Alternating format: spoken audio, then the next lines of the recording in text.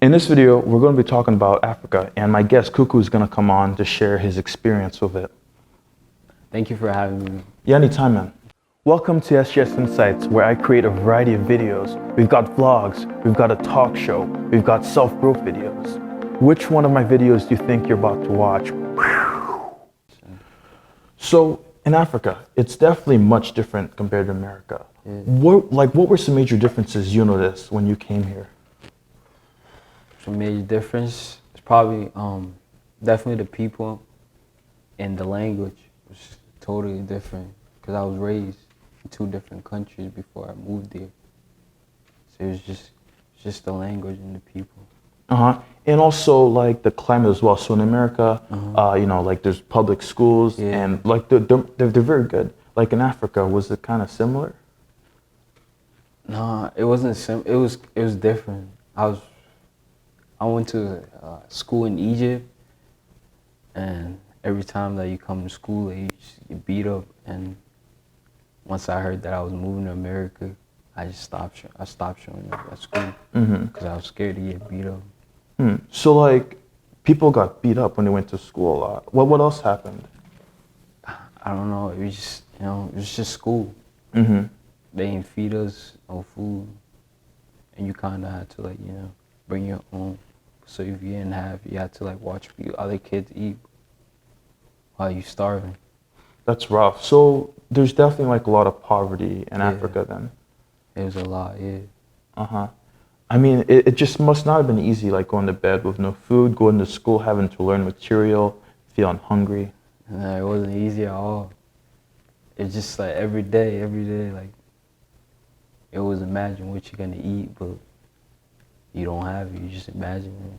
You know what I'm saying? But like, sometimes when we have food, we have to share it. And that taught me how to like take care of my brothers. Share with my brother always. That's awesome. And like the shelter too, were the houses kind of as good as America or like worse? It wasn't even real houses either. It was just kind of like a box. And you just sleep like that, clearly. That reminds me of, that reminds me of Haiti. Really? Because in Haiti, a lot of the parts in Haiti, like it's not actual houses. People build them out of mud, maybe like sticks. Like it's kind of a nightmare. Fortunately, I was in an orphanage, so it was kind of like a nice house. So it was probably like 14 rooms, but there were maybe sometimes 3 people in one room, so it was very crowded. It was crowded. We didn't even have rooms. It was just like a boss, and there was like just a lot of people sleeping. Like you guys were pretty much on top of each other. Yeah, you're just like literally on top of each other. We sleep on the floor.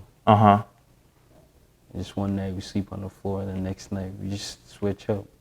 Someone sleep on the floor, and someone sleeps on the bed. The next night. So then coming here, it must have been like a huge culture shock because America and Africa, completely different territories. So what were some things that kind of helped you adapt to the American culture?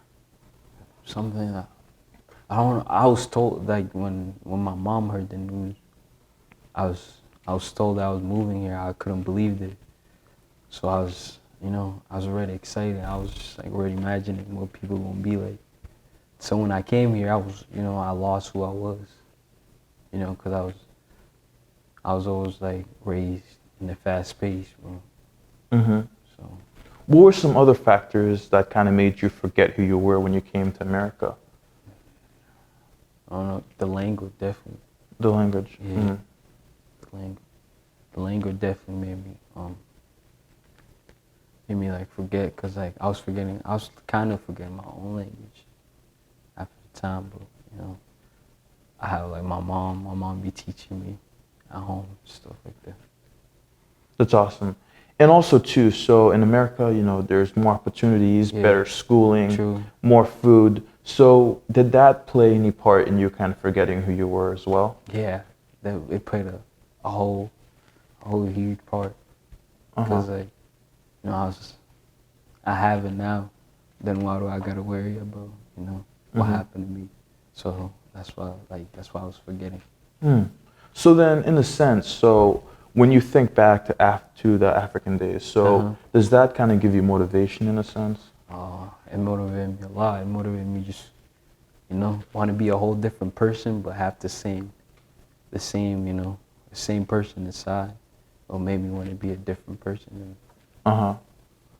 That's great. Yeah, because coming from a rough background, you know what I mean? Yeah. Like where there's no food, where like you're struggling to find a place to sleep. And like worried of getting beat up, and then coming here.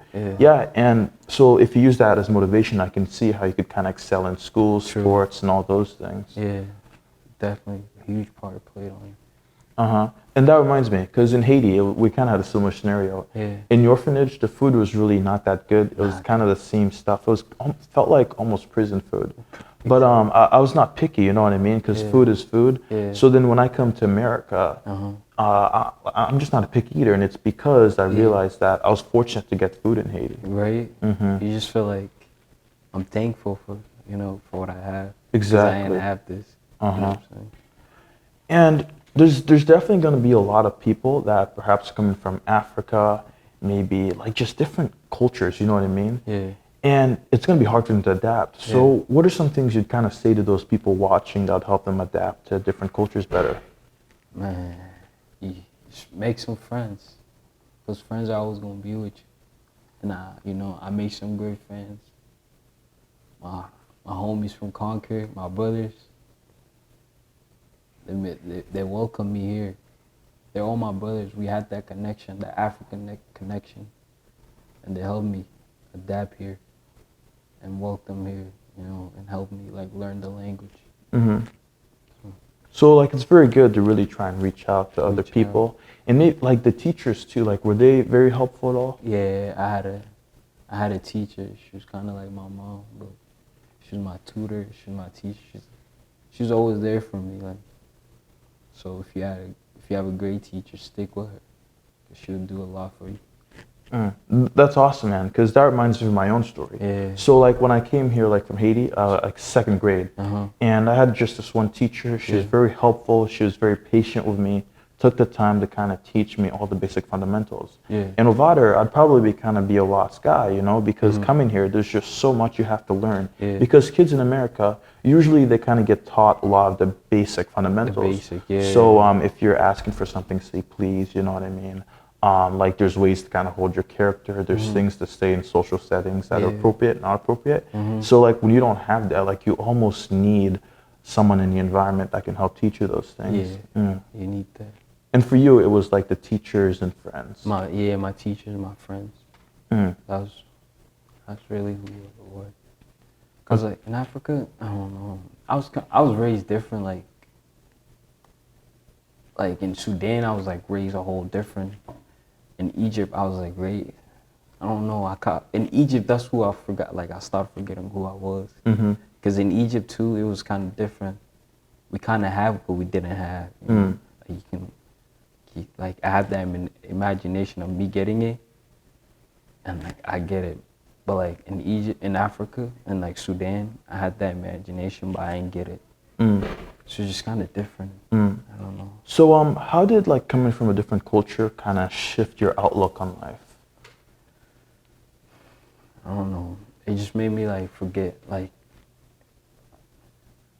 just made me want to be on top of everything I want. Something like that. Just want to be like the best version of me. That's great. That's great. Yeah, I mean, and like I see why too, because I mean, coming from rough culture, like there's a lot of grit. Because going through challenges, it almost forces you to grow. True. And we see like a lot of kids in America too, because their life is very easy. They're not motivated to perhaps push themselves as much. But for you, like you kind of really displayed very well. You came from a rough background, but using that as motivation to push yourself forward. But it's something that pushing me. It's probably my mom. So that's the most motivation I have. But also my background too. That's great, man. Wow, bro. Well, thank you for coming on my show. Thank you. You definitely shared like a lot of good insight about Africa, like your journey to here, that I think a lot of people can use for inspiration, or like to kind of help them adapt if they're coming from a different culture. Thank you, man. Thank you for having me. Yeah, for sure. This was the end video. I really hope you guys found a lot of value from it. My guest, Cuckoo, really shared a lot of great information, and I really hope you can utilize it. I create a lot of videos along these lines. You guys should definitely check them out. They're going to pop up somewhere on the screen. And yeah, I'll see you guys next video. Peace.